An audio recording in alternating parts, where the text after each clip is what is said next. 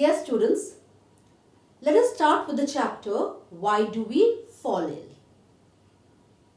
Now, this is the perfect scenario to study this chapter.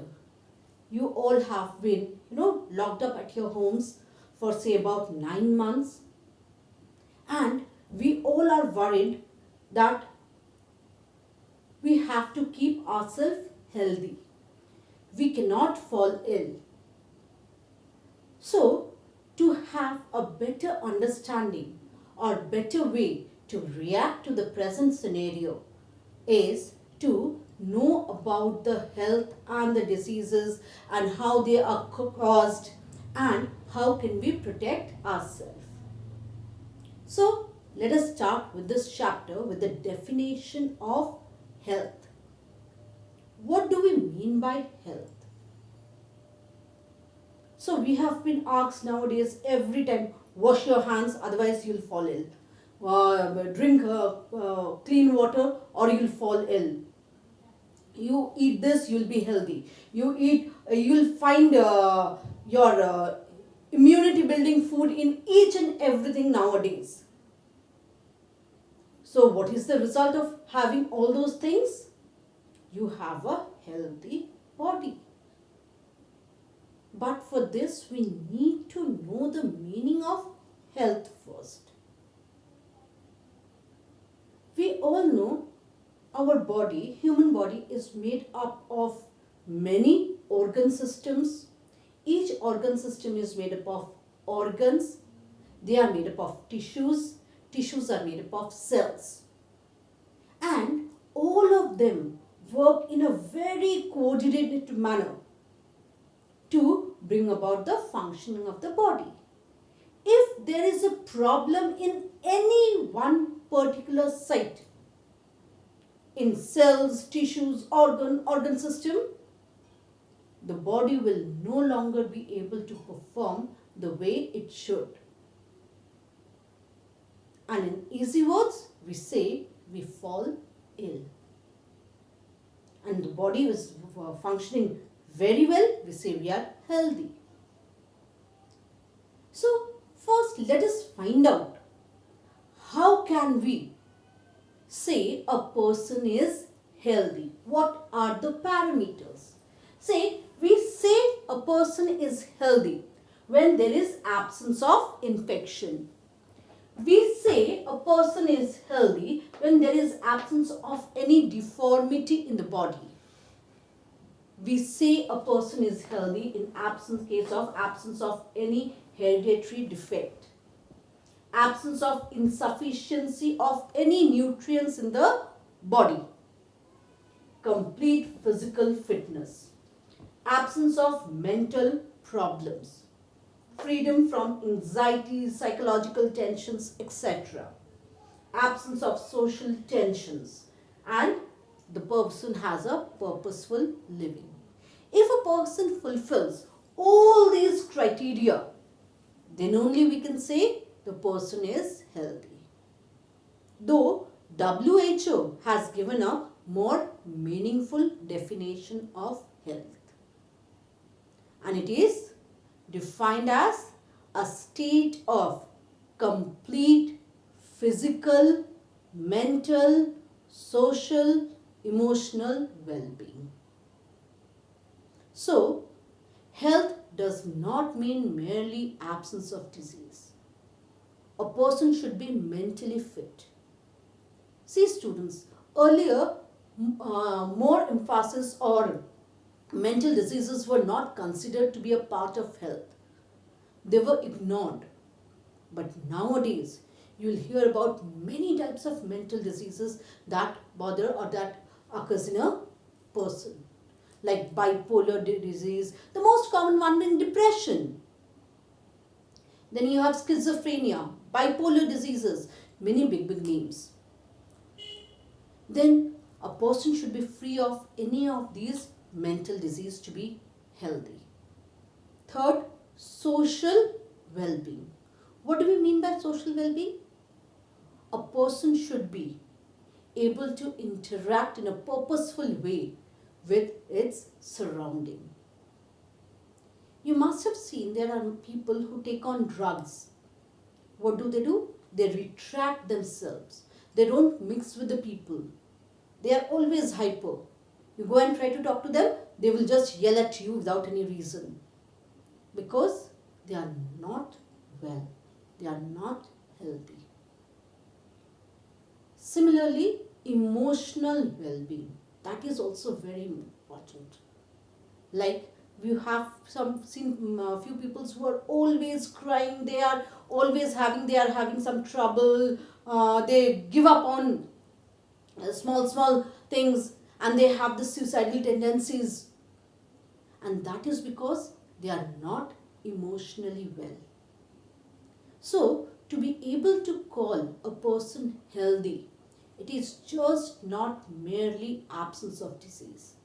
A person has to be physically, mentally, socially and emotionally well.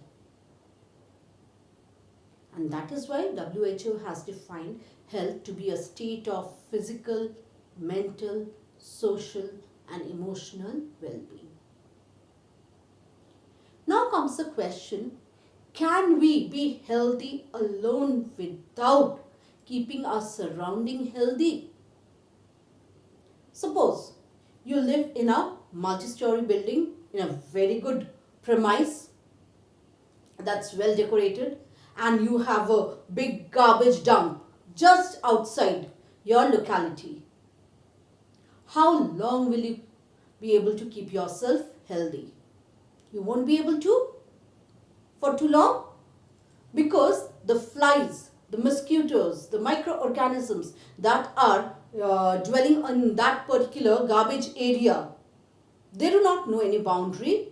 So they will definitely come up to your home. It may be on 30th floor, it may be on 20th floor, it may be on 10th floor or 5th floor, whatever. And they will come and spread the disease there. So to be able to live healthy, individual health is as important as the community health. So you need to have a clean drinking water facility for your community. Your community area should be kept clean. You should be washing your hands regularly. You should be dumping the garbage at proper places.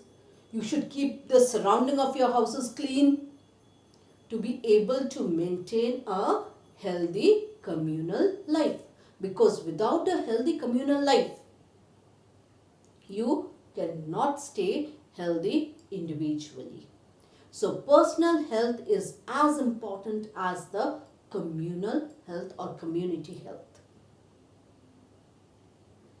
The next comes the question, how will we define disease then? The word disease itself describes itself. It is self-explanatory.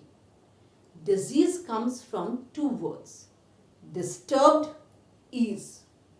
So when the comfort level, the comfortness of the body is disturbed, we say it's disease.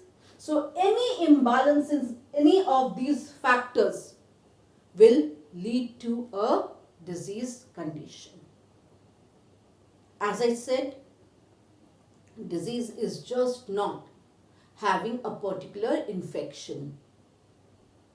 It is a imbalance in any of these factors.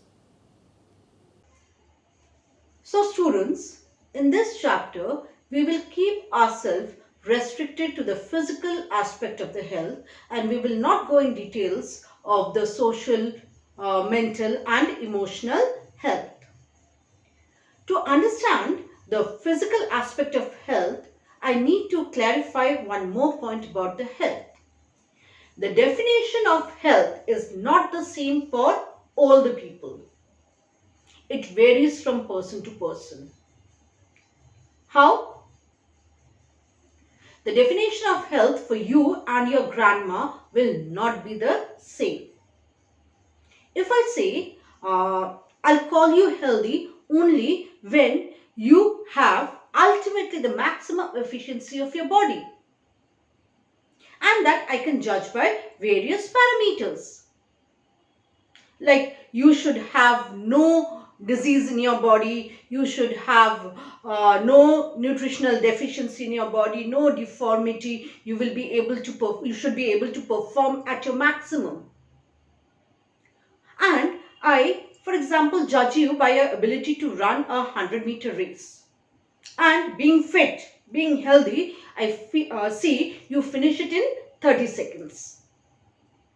But should I judge your grandma's health by the same parameter? Or will I call her healthy if she is able to complete that particular race of 100 meter in 30 seconds? No.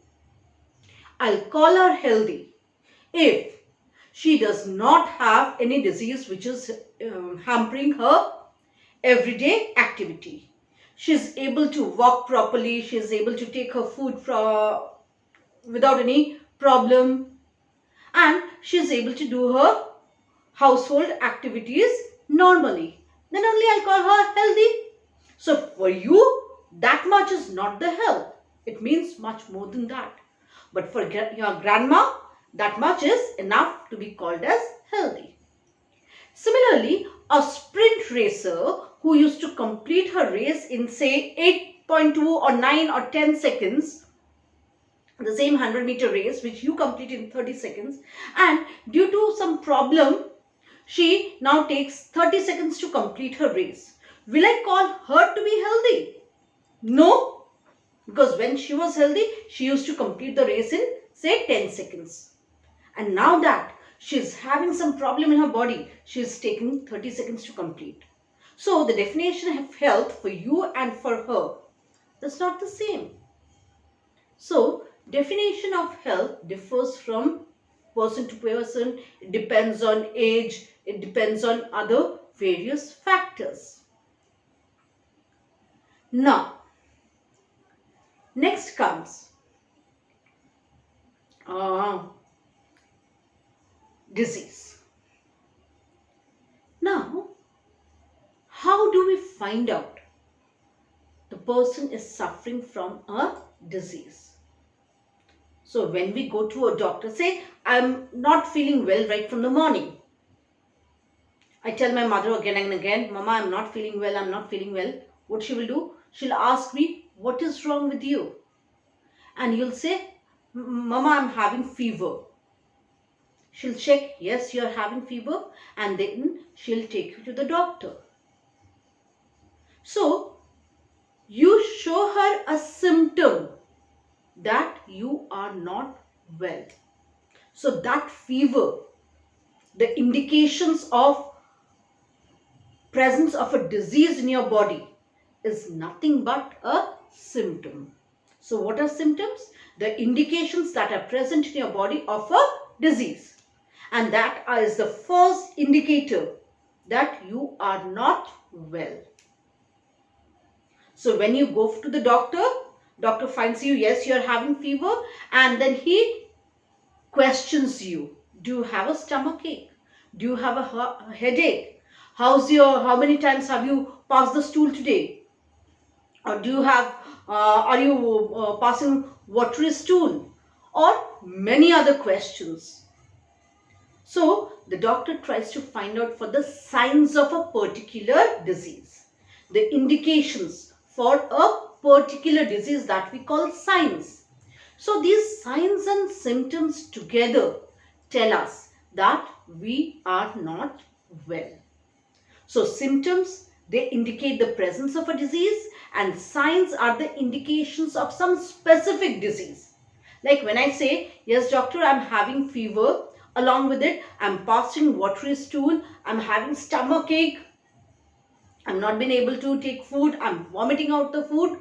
The doctor, on the basis of these signs, will assume that you are having a GI tract infection or gastrointestinal tract infection. And then the doctor will proceed with the test to find out what exactly that infection is. And that is how the doctor treats you. Then the doctor will give you medicine for the particular disease of which you are suffering.